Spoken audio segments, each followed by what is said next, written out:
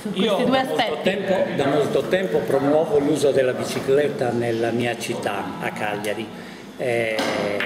Adesso posso dire di essere riuscito a realizzare qualche cosa che da 3 mesi in sostanza pone Cagliari a livello europeo, perché sono state aperte vari tratti dentro la città di Cagliari per un complesso di 4 km e qualche cosa di pista ciclabile dentro la città in parti essenziali rispetto alla viabilità normale.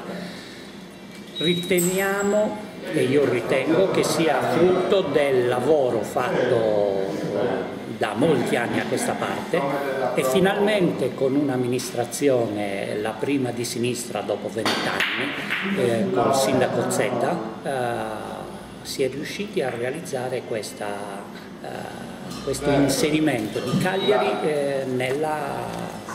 in Europa. Questo aspetto è un dato politico molto importante per noi cagliaritani, tenendo conto che Cagliari Interland risulta essere mediamente 1/3 rispetto a tutta la popolazione della Sardegna. Quali sono i progetti futuri dell'associazione Amici della Bicicletta di Cagliari? Intanto la continuazione dell'inserimento di strade in cui una parte della carreggiata venga destinata ai ciclisti, al movimento ciclistico, e questo con i progetti che avevamo predisposto tempo addietro, questo è l'obiettivo fondamentale. Se vogliamo scendere nei dettagli per la nostra città, il collegamento più importante che ancora non c'è è l'aspetto del collegamento tra Piazza Matteotti, che è la stazione delle Ferrovie dello Stato, e il Poetto, che è la zona turistica balneare di Cagliari.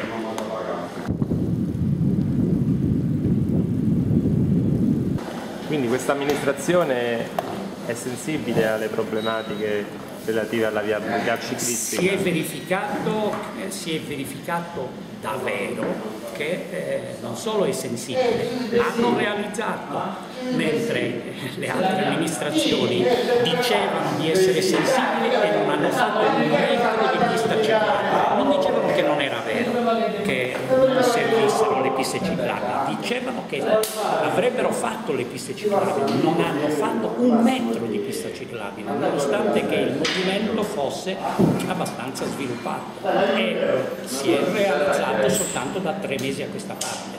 Dal maggio di quest'anno, il 10 maggio di quest'anno, hanno aperto il primo metro di pista ciclabile, esattamente 1 chilometro. Poi adesso bisogna chiudere ad anelli tutte le parti della città di Cagliari. Questo per quanto riguarda Cagliari.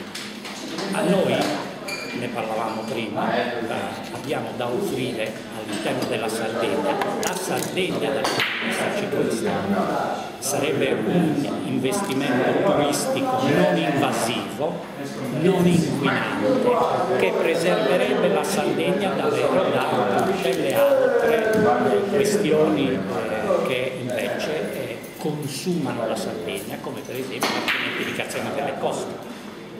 Vediamo questa casa.